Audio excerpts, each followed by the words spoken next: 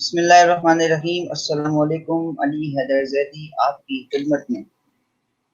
اچھا، عبادات کے حوالے سے الحمدللہ آج ہماری یہ سیشن ہے، اس میں ہم اپنے عبادات کے ٹاپک کو انشاءاللہ ختم کر لیں گے۔ ٹھیک ہے، نماز، روزہ اور زکوٰۃ ہم کر چکے ہیں، اور الحمدللہ اس میں ہماری بڑی مدلل گفتگو رہی ہے، اور آسان فہم زبان میں، روزمرہ زبان میں آپ کو اب تک میں نے بتایا ہے۔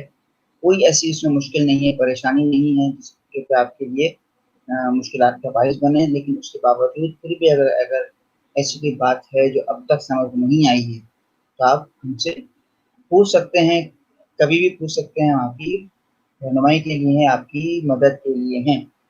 آج انشاءاللہ آغاز کر رہے ہیں حج اور جہاد۔ ٹھیک ہے، حج کے متعلق وہی علی بات ہے کہ ان دونوں میں بھی حج اور جہاد معنی مفہوم، قرآن حدیث کی روشنی میں ان کی اہمیت، ٹھیک ہے، یہ تو بات واضح ہو گئی۔ اس کے علاوہ جو فرق ہے ذرا سا وہ یہ کہ حج کے مناسک ہوں گے، ٹھیک ہے، یعنی کون سے کام ہیں جو حج پہ کیے جاتے ہیں، اور حج کے متعلق ایک عالمگیر عبادت کے حوالے سے گفتگو ہوگی، جہاد کی قسمیں ہوں گی، ٹھیک ہے۔ تو ذرا سا ان باتوں پہ ہمارا آج فوکس رہے گا، ٹھیک ہے۔ اچھا جی، حج کے اگر ہم بات کریں، ٹھیک ہے، حج کے معنی کے بارے میں، حج کے مفہوم کے بارے میں، اگر ہم اردو، فارسی، عربی لغت کو اٹھا کے دیکھیں تو بیٹا حج کے جو مطلب ہیں، ٹھیک ہے، حج کے معنی ہوتے ہیں ارادہ کرنے، ٹھیک ہے، قصد کرنے، قصد کہتے ہیں ارادے کو، ٹھیک ہے، حج کہتے ہیں ارادہ کرنے کو، ٹھیک ہے، اور کہتے ہیں کہ سال میں ایک دفعہ بیت اللہ کا طواف کرنا، اللہ کے گھر جانا، خانہ کعبہ جانا، ٹھیک ہے، وہاں جا کے مناسک کو ادا کر کے آنا، تمام مناسک کو ادا کرنا، یہ حج کہلاتا ہے، ٹھیک ہے۔ اچھا جی، حج پہ جانے کے لیے چند باتوں کا علم ہونا بہت ضروری ہے، لیکن پہلی بات تو یہ کہ حج پہ پہلی بات جو واضح ہے وہ یہ کہ جو صاحب استطاعت ہوگا مالی طور پہ، ٹھیک ہے، وہ حج پہ جا سکتا ہے، ٹھیک ہے، جو استطاعت رکھتا ہوگا۔ لیکن استطاعت رکھتے ہوئے بھی جو حج پہ نہ جائے تو اس کے لیے یہ بہت مقام ہے سوچنے کا، ٹھیک ہے۔ اور ہمارے علمیہ یہ ہے بیٹا، بڑی معذرت کے ساتھ ہمارے یہاں علمیہ یہ ہے کہ جو ماشاءاللہ فائنینشلی اسٹرانگ ہے، اللہ نے جن کو دیا ہے پیسہ دولت سب ان کے پاس، ان کا یہ ہے کہ جی پہلے پڑھائی اپنی مکمل کرتے ہیں، وہ اپنی پڑھائی کے بعد پھر وہ ان کا یہ بچوں کی پڑھائی پہلے مکمل ہو جائے، پھر یہ بچوں کی شادیاں ہو جائیں، گھر سیٹل ہو جائے، سب کچھ ہوتا ہے، جب وہ عمر کے آخری حصے میں پہنچتے ہیں تب جا کے وہ حج کراتے ہیں، ٹھیک ہے، ہمارا علمیہ یہ ہے۔ جبکہ اگر انڈونیشیا کی مثال لیں، انڈونیشیا میں آج بھی شادی سے پہلے ان کے یہاں جو ہے وہ دلہا دلہن کو حج کرنا ہوتا ہے، اس کے بعد ان کی شادی ہوتی ہے، پتا وہاں انڈونیشیا میں نکاح سے پہلے حج ہوتا ہے، یہ ان کا حکومتی سطح پہ ان کے آئین کا حصہ ہے، صحیح۔ تو ان باتوں پہ تھوڑا سا ہمیں غور کرنا چاہیے، جو کہ ہم کرتے تو ہیں نہیں۔ اچھا، اس کے بعد یہ ہے کہ حج ہر بالغ پہ فرض ہے، جو حج کے لیے جا رہا ہو اس کو بالغ ہونا ضروری ہے، ٹھیک ہے، عقل مند ہو، عاقل ہو، ٹھیک ہے، اور دیوانہ نہ ہو، لاشعور نہ ہو، ٹھیک ہے۔ اس کے علاوہ جسمانی طور پہ بھی وہ صحت مند ہو جسمانی طور پہ، تاکہ وہ حج کے مناسک کو بخوبی ادا کر سکے، ٹھیک ہے۔ ہوتا ہے جیسے مریض کے لیے کوئی مسئلہ ہوتا ہے، واش روم وغیرہ کا ایسی پرابلم وغیرہ ہوتی ہے، تو اس کے لیے وہاں پہ کافی قباحت ہو جاتی ہے، تو اس لیے کہا کہ صحت مند ہو، عاقل ہو، بالغ ہو، ٹھیک ہے۔ اور عورت کے لیے کہا ہے کہ عورت جب بھی حج پہ جائے گی اپنی کسی نہ کسی محرم کے ساتھ جائے گی، وہ اکیلے حج پہ نہیں جا سکتی۔ اور آخری یہ کہ راستے کے محفوظ ہونے کا اطمینان، ٹھیک ہے، پتہ بھی ہو کہ جی راستے میں قتل حالات صحیح نہیں ہے، کچھ بھی ہے، لوٹ مار ہے، اور پھر چل دیے، تو یہ بھی تھوڑا سا احتیاط کرنا چاہیے۔ عشق الہی اپنی جگہ، لیکن اللہ پاک خود فرماتا ہے کہ اپنی جان کی حفاظت کرنا تمہارا ذمہ ہے، تمہاری ذمہ داری ہے کہ اپنی جان کی حفاظت کرو، ٹھیک ہے۔ لیکن ہم تھوڑے سے جذباتی بہت ہو جاتے ہیں ان معاملات میں، صحیح۔ اچھا، تھوڑا سا یہ ہم نے حج کے معنی مفہوم آپ کو بتائے، حج کے متعلق تھوڑا سا ہم نے اس کو کیا تاکہ پتہ رہے کہ کن کن باتوں کا خیال رکھنا، دھیان رکھنا ہمارے لیے ضروری ہے۔ اب یہاں پہ تھوڑا سا ہم پوچھتے ہیں قرآن پاک سے، ہمیشہ کی طرح جیسے ہم نے تو عقائد میں کیا، عبادات میں اب تک کیا ہے، ہم یہاں پہ بھی اب قرآن پاک سے پوچھیں گے، احادیث نبوی صلی اللہ تعالیٰ علیہ وسلم سے پوچھیں گے حج کی اہمیت. ٹھیک ہے جی. تو قرآن پاک میں سورہ آل عمران آیت نمبر 96 آیت نمبر 96 میں اللہ پاک فرماتا ہے کہ سب سے پہلا گھر جو آدمیوں کے لیے مقرر کیا گیا ہے وہی ہے جو مکہ میں ہے اور برکت والا ہے اور سارے جہاں کے لیے رحمت ہے. ٹھیک ہے, یعنی بیت اللہ کو کعبہ شریف اللہ پاک نے رحمتوں اور برکتوں والا گھر قرار دیا ہے. صحیح. اور پھر ایک مقام پہ فرمایا سورہ بقرہ آیت نمبر 189 میں کہ اے نبی لوگ آپ سے مہینوں کے متعلق پوچھتے ہیں تو آپ کہہ دیجئے کہ لوگوں اور حج کے اوقات کے لیے مقرر کیے گئے ہیں. یعنی جو یہ حج کے مہینے کے بارے میں لوگ سوال کیا کرتے تھے سرکار سے, تو کہا کہ آپ ان سے کہہ دیجئے کہ یہ حج کے لیے مقرر کیا گیا ہے. صحیح. پھر آگے سورہ بقرہ آیت نمبر 200 میں ارشاد ہوا کہ پھر جب اپنے حج کے ارکان ادا کر چکو تو اللہ کا ذکر کرو جس طرح اپنے آباء و اجداد کا کرتے ہو, بلکہ اس سے بھی بڑھ کر کرو. ٹھیک ہے, اتنی بڑی تاکید کی گئی ہے.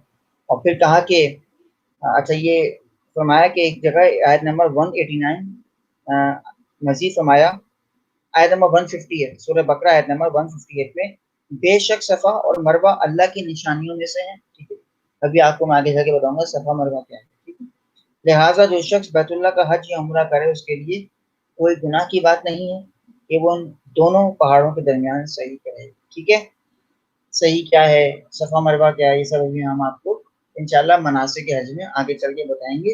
یہ تھوڑے تھوڑے اشارے تھے قرآن کی روشنی میں تاکہ حج کی اہمیت واضح ہو جائے. ہم آتے ہیں اب حدیث پہ کہ حدیث کے طور پہ پتہ چلے کہ حج کی کیا اہمیت ہے.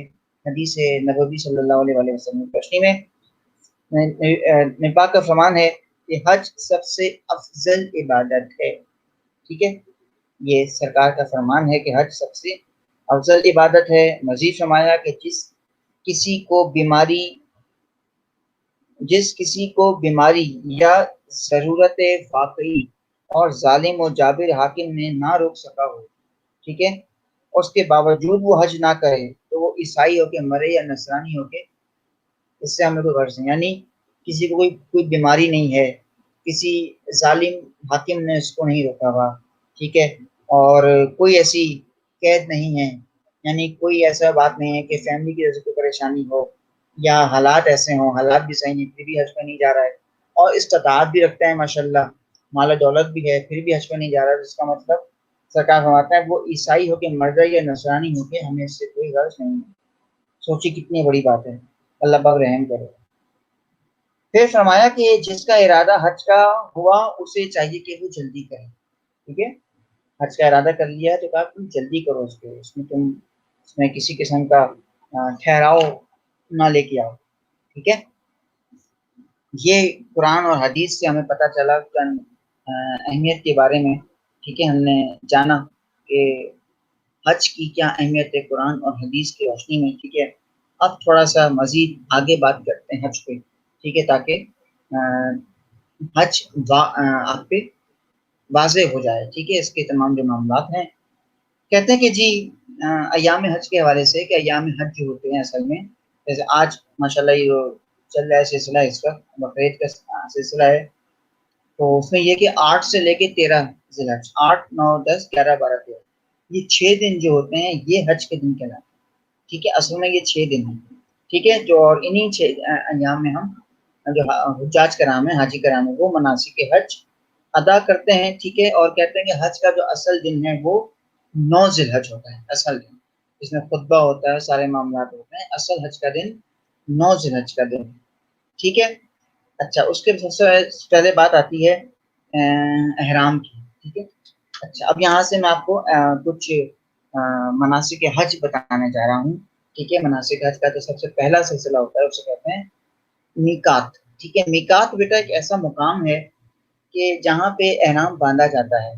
کچھ حجاج کرام ہوتے ہیں جو کراچی ایئرپورٹ سے ہی, جیسے ہم تو کراچی کی بات کریں گے نا, ایئرپورٹ سے ہی احرام باندھ لیتے ہیں, کچھ گھر سے احرام باندھ کے جاتے ہیں. کسی کی اگر کنیکٹڈ فلائٹ ہے مسقط سے یا دوحہ سے یا قطر وغیرہ سے تو وہاں سے احرام باندھتے ہیں, دبئی وغیرہ سے.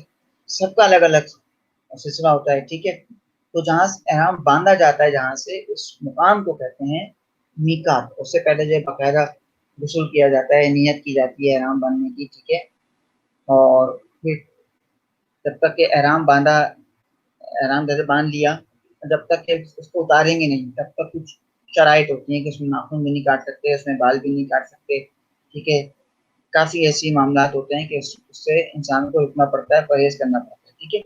اور مسلسل ایک جملہ ہوتا ہے جو زبان پہ رواں ہوتا ہے کہ لبیک اللہم لبیک لبیک لا شریک لک لبیک ان الحمد والنعمت لک والملک لا شریک لک, ٹھیک ہے, یعنی کہ میں حاضر ہوں, اے اللہ میں حاضر ہوں, میں حاضر ہوں, تیرا کوئی شریک نہیں, میں حاضر ہوں, بلا شبہ حمد کا سزاوار تو ہی ہے, سب نعمتیں تیری ہیں, حقیقی بادشاہی تیری ہے, تیرا کوئی شریک نہیں, ٹھیک ہے.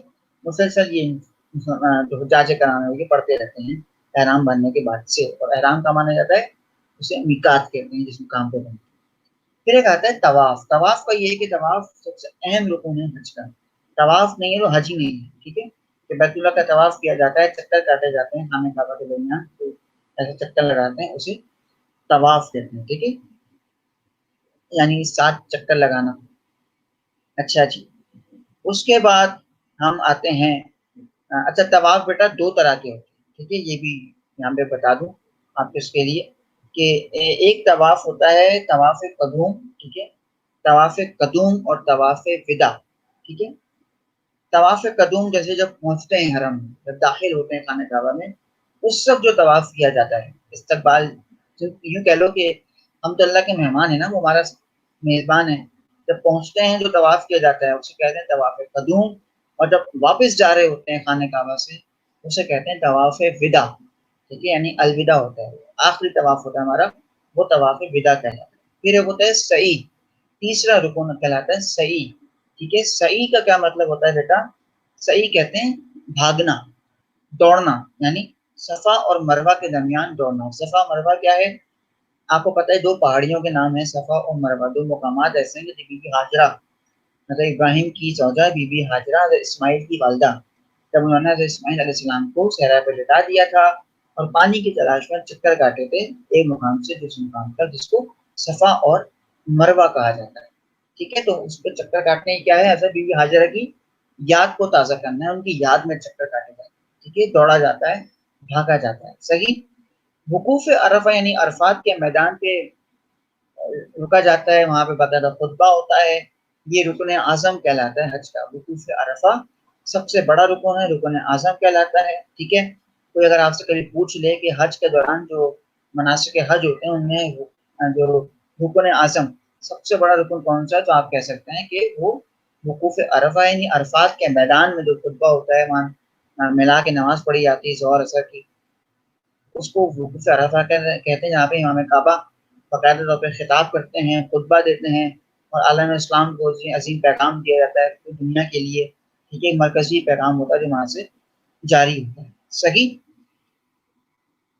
اچھا, اس کے بعد پھر آگے آتا ہے رمی, ٹھیک ہے. رمی بیٹا کہتے ہیں شیطان کو کنکر مارنا. 3 بڑے شیاطین ہیں, ان تینوں کو کنکر مارنا. کوئی پوچھ سکتا ہے بھائی یہاں کنکر مارنے کا کیا کانسیپٹ ہے, وہ بھی 3 شیطانوں کو. اس کا مطلب یہ ہے کہ 3 شیطانوں کو کنکر مارنے کا کانسیپٹ یہ ہے کہ شیطان نے بھی حضرت ابراہیم علیہ السلام کو 3 مقامات پہ, مختلف مقامات پہ بھیج بدل کے آیا تھا اور آ کے بہکانے کی کوشش کی تھی, صحیح, ان کو روکنے کی کوشش کی تھی حضرت ابراہیم علیہ السلام کو شیطان نے, ٹھیک ہے. تو 3 مقامات پہ آیا, 3 بھیج بدل کے آیا, اسی لیے شیطان کو یعنی 3 شیطانوں کو مارا جاتا ہے. تو اس میں مارا جاتا ہے کہ اس نے 3 مقامات پہ آ کے حضرت ابراہیم علیہ السلام کو روکنے کی کوشش کی تھی, اور ہمیں ہر بار اس کو پہچان جاتے تھے کہ یہ ابلیس را پڑھتے تھے لا حول ولا قوت الا باللہ العلی العظیم, صحیح. پھر ایک آتا ہے آگے مناسک حج کے حوالے سے نہر اور حلق, ٹھیک ہے. نہر کہتے ہیں ذبح کرنے, ٹھیک ہے, یعنی اب جانور ذبح کرتے ہیں جاتے کرام. حلق یعنی کہ سر کے بال منڈواتے ہیں, یہ مناسک حج میں شامل ہے, ٹھیک ہے. قربانی کرنے کے بعد وہ اپنے سر کے بال منڈواتے ہیں, صحیح. یہ حج کے مناسک میں شامل نہر اور حلق. پھر آتا ہے بعد میں آخر میں روضہ رسول کی زیارت. اب جو حجاج کرام روزہ مکہ سے مدینہ جاتے ہیں واپس دوبارہ اور روزہ رسول کی زیارت کرتے ہیں، اور اس کے متعلق نبی پاک صلی اللہ علیہ وآلہ وسلم کا فرمان ہے کہ جس نے حج کیا اور اس کے بعد میری قبر کی زیارت کی تو اسے وہی سعادت نصیب ہوگی جیسے اس نے میری حیات ظاہری میں زیارت کی ہو۔ اور ایک اور مقام پر فرمایا کہ جس نے میری قبر کی زیارت کی اس کی شفاعت مجھ پر لازم ہے، اور جس نے حج کیا اور میری زیارت کی تو اس نے مجھ سے جفا کی۔ ٹھیک ہے، اچھا، جس نے حج کیا اور میری زیارت نہ کی تو اس نے مجھ سے جفا کی۔ ٹھیک ہے، یعنی ہم حج پہ گئے اور روزہ رسول پہ نہ گئے، روزہ رسول کی زیارت کو نہ گئے، رسول پاک کی قبر اطہر پہ نہ گئے، اس کا مطلب یہ کہ اس نے سرکار کی حدیث کے مطابق اس نے دشمنی مول لی سرکار سے، معاذ اللہ سما معاذ اللہ، اللہ اکبر، اللہ پاک ہمیں بچائے۔ ٹھیک ہے، آخری جو بات ہے حج کے متعلق وہ یہ ہو گیا مناسک حج، وہ کام جو حج پہ کیے جاتے ہیں جن کی بنیاد ہے حج پہ۔ آخری یہ ہے کہ حج ایک عالمگیر عبادت ہے یا اسلامی وحدت کا مظاہرہ ہے حج۔ کیوں کہتے ہیں کہ حج ایک عالمگیر عبادت ہے؟ کیوں کہتے ہیں کہ حج ایک وحدت مجی کا مظاہرہ ہے؟ بات یہ کہ بیٹا حج ایک ایسی عبادت ہے، حج ایک ایسا موسم ہے کہ ہر مسلمان دنیا بھر کے کونے کونے سے مسلمان آئے ہوئے ہوتے ہیں۔ ٹھیک ہے، وہاں کوئی رنگ و نسل کی قید نہیں ہوتی، وہاں کوئی لباس کی قید نہیں ہوتی۔ ٹھیک ہے، سب ایک لباس میں ہوتے ہیں، آسان الفاظ کروں ایک یونیفارم میں ہوتے ہیں۔ ٹھیک ہے، سب ایک ساتھ کھڑے ہوتے ہیں، ایک ساتھ عبادت کو سر انجام دے رہے ہوتے ہیں، نہ وہاں کوئی مسلک کی قید ہوتی ہے، نہ کسی ملک کی قید ہوتی ہے، نہ کسی خطے کی قید ہوتی ہے، نہ کسی زبان کی قید ہوتی ہے، نہ وہاں پہ کسی رسومات کی قید ہوتی ہے، کس کی کیا رسمیں ہیں، کیا طور طریقے ہیں، ان کے تہوار ہیں، کیونکہ جیسی بات ہے پاکستان میں رہنے والے جو مسلمان ہیں ان کے تہوار، ان کے طور طریقے، ان کی رسومات مختلف ہیں ہندوستان میں رہنے والے مسلمانوں سے، ہندوستان میں رہنے والوں کی مختلف ہوں گی ایران میں رہنے والوں سے، ایرانیوں کی مختلف ہوں گی عراقیوں سے، پھر لبنان ہے، بحرین ہے، یمن ہے، کئی مسلم ممالک ہیں، سعودی عرب کے مثال لے لیں، یہ سب کے الگ الگ اپنی اپنی رسومات ہیں، اپنے اپنے معاملات ہیں۔ ٹھیک ہے، لیکن حج ایک ایسا مقام ہے، حج ایک ایسی عبادت ہے، یہ ایک ایسا موقع ہوتا ہے جہاں پہ سب ایک ہوتے ہیں، یہاں پہ کوئی اس میں امتیاز نہیں ہوتا، یہاں کوئی فرق نہیں ہوتا، یہاں کوئی کسی سے بالا نہیں ہے، یہاں کوئی کسی سے کمتر نہیں ہے، یہاں کسی کو کسی کی کوئی فوقیت نہیں ہے، یہاں کوئی کسی سے برتر نہیں ہوتا، یہاں کوئی کسی سے کمتر نہیں ہوتا، امیر ہو، غریب ہو، کالا ہو، گورا ہو، بادشاہ ہو، غلام ہو، کوئی بھی ہو، دنیا کا کوئی وزیر آیا ہو، کسی مملکت کا کوئی وزیر اعظم بھی آیا ہو، صدر بھی آیا ہو، وہ سب ایک ہی صف میں کھڑے ہوتے ہیں، کسی کے لیے کوئی بھی آئی پروٹوکول نہیں ہوتا۔ ٹھیک ہے، اسی لیے یہاں پہ اس کو کہتے ہیں اسلامی وحدت کا ایک عظیم مظاہرہ ہوتا ہے، حج کے دوران دیکھنے میں آتا ہے۔ ٹھیک ہے، اور پھر کہا کہ اس کے علاوہ دوسرے مذاہب میں اگر آپ دیکھیں تو وہاں پہ آپ کو یہ اتحاد کبھی نظر نہیں آئے گا، وہاں پہ آپ کو یہ یکجہتی کہیں نظر نہیں آئے گی، وہاں پہ آپ کو یہ نظم و ضبط کہیں نظر نہیں آئے گا، وہاں پہ آپ کو یہ منظم جو کمیٹی ہے کہیں بھی نظر نہیں آئے گی یہ قوم، سوائے حج پہ جو دیکھنے کو آتا ہے۔ ٹھیک ہے، کہتے ہیں حج ایک جامعیت ہے عبادات کی۔ کیوں؟ اس میں نماز کی بھی جھلک نظر آتی ہے، اس میں روزے کی بھی جھلک نظر آتی ہے، اس میں زکوٰۃ کی بھی جھلک نظر آتی ہے، اس میں جہاد کی بھی جھلک نظر آتی ہے۔ آگے چل کے آپ کو بتائیں گے جہاد کے بارے میں کہ ہر عبادت کی جھلک ہوتی ہے حج میں، اسی لیے کہتے ہیں کہ حج کی جو جامعیت ہے وہ تمام عبادات کی جھلک ہوتی ہے، اس میں تمام عبادات کی جھلک نظر آ رہی ہوتی ہے۔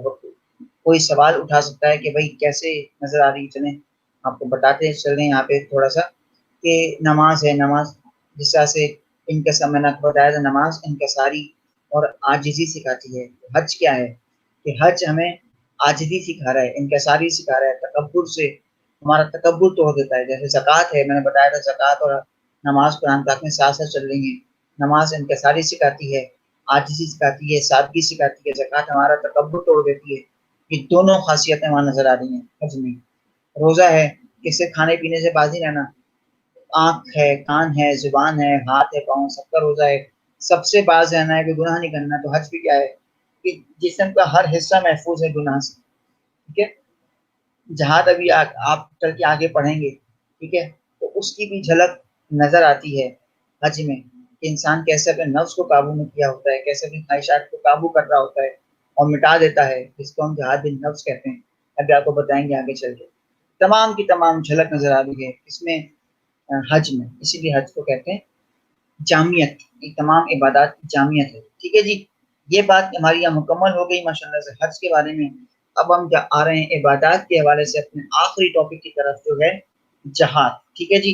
تو جہاد کے بارے میں تھوڑی سی بات کر لیتے ہیں بیٹا۔ اچھا جی، تھوڑا سا، اچھا مجھے یاد آ گیا کہ امتحانی نقطہ نظر سے بتا دوں حج کے بارے میں، تاکہ بعد میں جلدی سے جہاد کے متعلق بات ہو جائے، کہ امتحانی نقطہ نظر سے دو باتیں بہت ضروری ہیں حج کے متعلق۔ ایک ہے حج کے مناسک، جو میں نے آپ کو بتایا ابھی، ٹھیک ہے، اس میں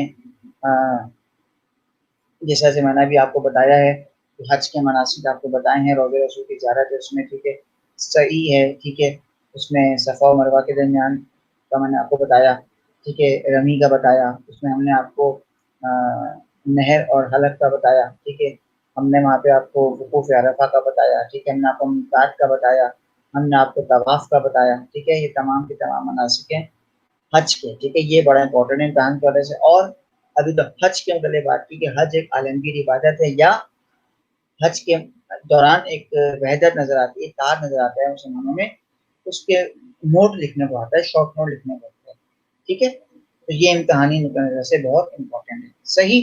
اب آتے ہیں جہاد کی طرف بیٹا۔ جہاد کا جو مطلب ہے، جہاد کے لغوی معنی ہے، جہاد کا مطلب ہوتا ہے کوشش کرنا، ٹھیک ہے، مطلب کہ کوشش کرنا، یہ عربی اردو فارسی لغت میں جہاد کا مطلب یعنی کوشش کرنا۔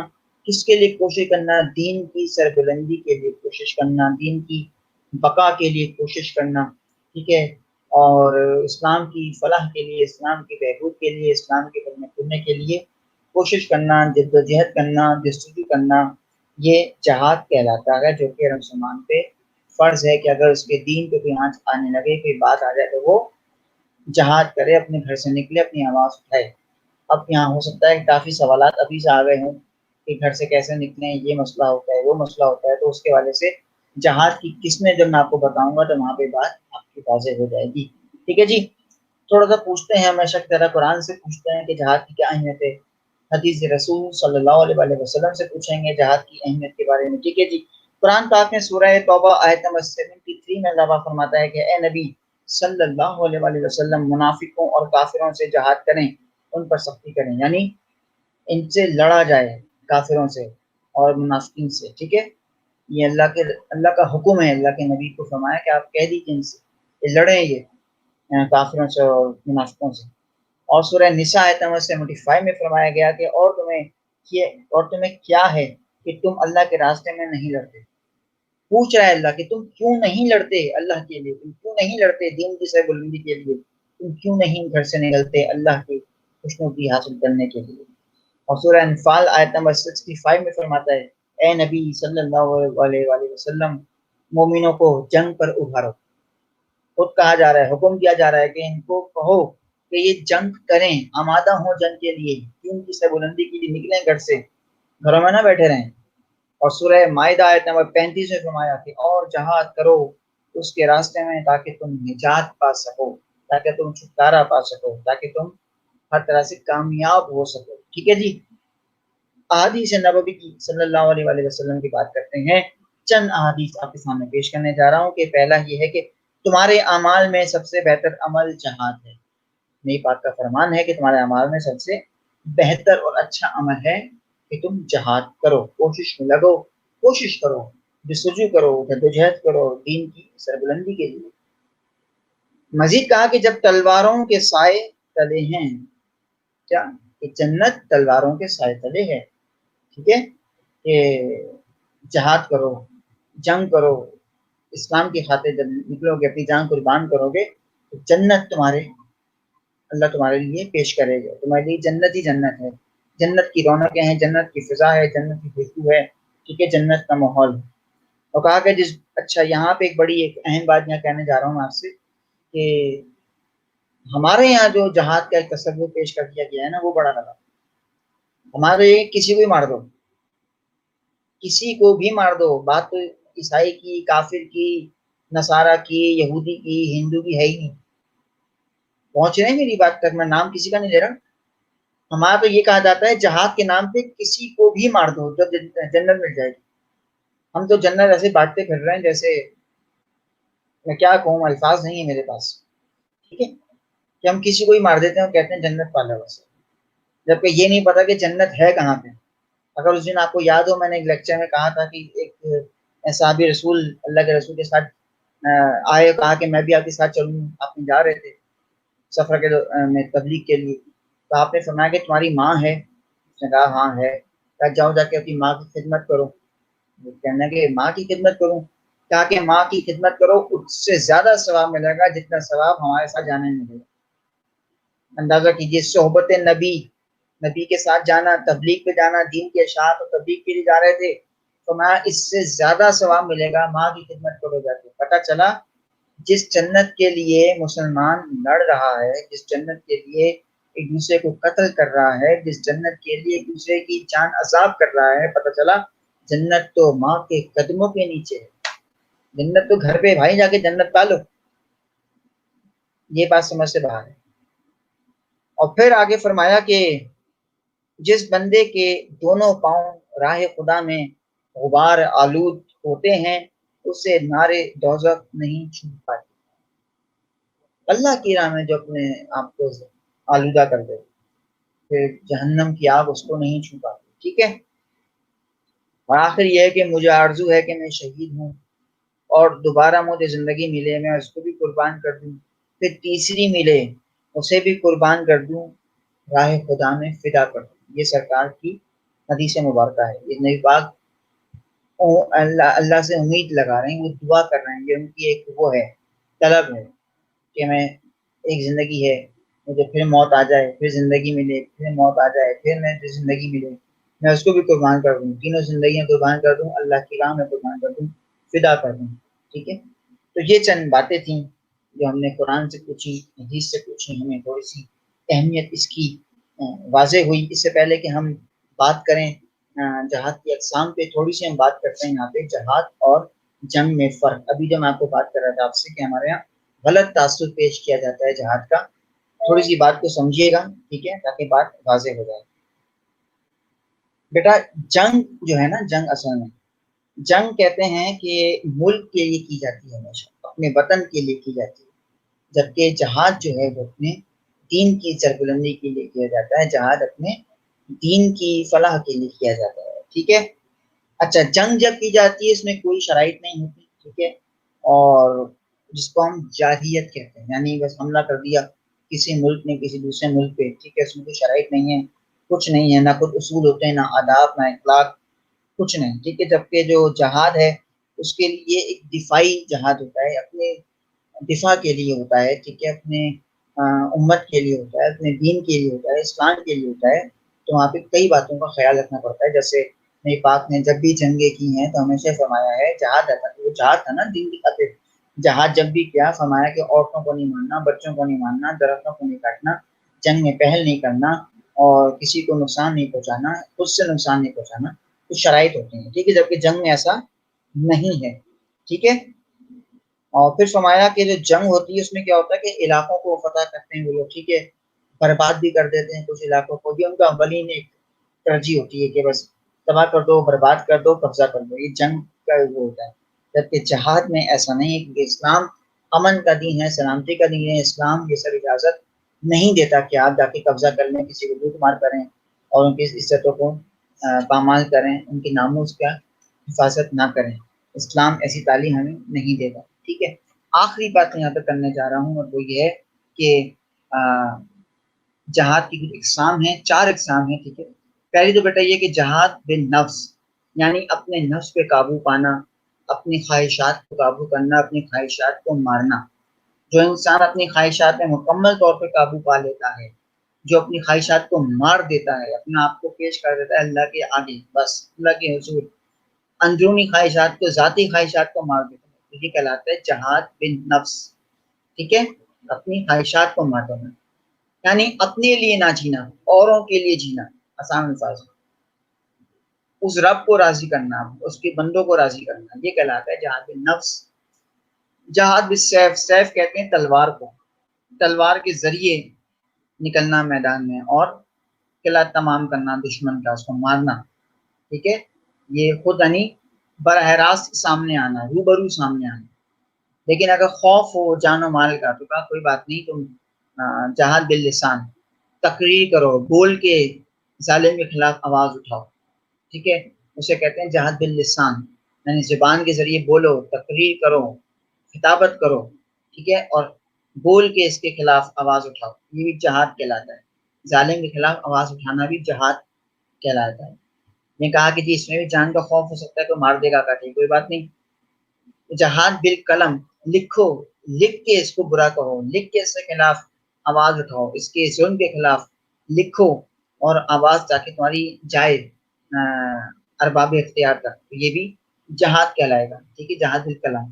کیا کیا؟ جہاد بالنفس، جہاد بالسیف، جہاد باللسان، جہاد بالقلم، ٹھیک ہے۔ اور پھر آخر کہا کہ اچھا بھائی میں لکھ بھی نہیں سکتا، ایسا نہ ہو کہ میری جو لکھائی ہے، لکھت پڑھا تو کہیں پکڑی جائے تو میں کیا کروں گا؟ کہ سب چھوڑو، جہاد بالقلب، قلب کہتے ہیں دل کو، کم از کم دل میں تو برا سوچو۔ یعنی اسلام نے کہا کہ اگر تم تلوار نہیں اٹھا سکتے تو زبان سے تو برا کہو، زبان سے برا نہیں کہہ سکتے، کم از کم قلم سے تو برا کہو، لکھو تو صحیح اس کے خلاف، لکھ بھی نہیں سکتے، کم از کم دل میں برا سوچو، دل میں تو برا سوچو کم از کم، ٹھیک ہے۔ تو یہ جہاد کی کچھ قسمیں ہیں۔ تو الحمدللہ یہاں عبادات بھی ہماری مکمل ہو گئی آج، ٹھیک ہے، اور حج کے متعلق بھی میں نے آپ کو بتا دیا جو امتحانی کا نظر تھا، اور یہاں پہ جہاد کے بارے میں بتا دوں کہ امتحان کے حوالے سے جہاد کی قسمیں، جنگ اور جہاد میں فرق، یہ بہت امپورٹنٹ ہے امتحان کے حوالے سے، جو اکثر بیشتر سوالات پوچھے جاتے ہیں، ٹھیک ہے بیٹا۔ تو میں دوبارہ سے مختصر اس کو بتا رہا ہوں، نماز، روزہ، حج، زکوٰۃ، جہاد، پانچوں یہ اور تین آپ کے عقائد تھے، 8 کے 8 میں ایک چیز کامن ہے، ان کے معنی مفہوم اور قرآن حدیث کی روشنی میں ان کی اہمیت، ٹھیک ہے۔ جبکہ جو عقائد پڑھائے گئے تھے ان میں ایک اور چیز کامن تھی، ان کے اجتماعی اور انفرادی فوائد، ٹھیک ہے، تو آپ نے کرنا ہی کرنا ہے۔ اس کے علاوہ پھر کچھ جب عبادات کی بات آتی ہے تو عبادات میں نماز کے ارکان اور شرائط بہت امپورٹنٹ ہے، ٹھیک ہے، زکوٰۃ کے مصارف بہت امپورٹنٹ ہے، یعنی کن کو زکوٰۃ دی جاتی ہے، زکوٰۃ اور ٹیکس میں فرق بتایا تھا میں نے آپ کو، امپورٹنٹ ہے۔ اچھا، پھر روزے یعنی کن کن چیزوں سے روزہ باطل ہوتا ہے، مفطرات روزہ، ٹھیک ہے، اور چند روزے کے فوائد آپ کو بتائے تھے، وہ بڑا امپورٹنٹ ہے۔ پھر ابھی حج کے مناسک آپ کو بتائے، یہ امپورٹنٹ، اور ساتھ ساتھ حج ایک عالمگیر عبادت ہے، حج میں اتحاد ملی کا جذبہ ہے، یہ امپورٹنٹ ہے، اور ساتھ ساتھ جہاد کی قسمیں، جنگ اور جہاد میں فرق، ٹھیک ہے جی۔ تو آج ہمارا یہ سیشن میرے خیال ہے یہ 35 منٹ کا ہی رہے گا، ٹھیک ہے، کیونکہ بعد میں مکمل ہو چکی ہے۔ انشاءاللہ العزیز آپ سے ہماری بات ہوگی نیکسٹ سیشن میں۔ اب ابھی سے بتا رہا ہوں جو اگلے ہمارے سیشن ہوں گے آخری ہیں، ہمارا آخری ٹاپک ہے ہمارے کورس آف لائن کا الحمدللہ، اور وہ ہے احادیث نبوی صلی اللہ تعالیٰ علیہ وسلم۔ ہم یہ 20 احادیث ہوں گی آپ کی، ٹھیک ہے، وہ احادیث کس طرح سے آتی ہیں ہم ان کو ایکسپلین بھی کریں گے، آپ کو بتائیں گے بھی، ٹھیک ہے۔ الحمدللہ اب تک میرا خیال ہے کہ تمام باتیں آپ کی سمجھ میں آ چکی ہوں گی بخوبی، اور میں پھر کہہ رہا ہوں یہاں تک اگر کوئی بھی بات ابھی بھی آپ کی سمجھ میں نہیں آئی ہے، کوئی ایسا ہے جو یہ کہے کہ جی کوئی مشکلات ہیں، پریشانی ہے یہاں تک، تو وہ مجھ سے کبھی بھی کسی بھی ٹائم پوچھ سکتا ہے، ہم آپ کی مدد کرنے کے لیے، آپ کی رہنمائی کرنے کے لیے انشاءاللہ۔ آخری ٹاپک ہمارا رہ گیا ہے جو انشاءاللہ آپ سے ملاقات ہوگی بعد میں، ہم اس کو کمپلیٹ کریں گے۔ اجازت دیجیے، اپنا وہ خیال رکھیے گا، جزاکم اللہ خیر و تسلیمات۔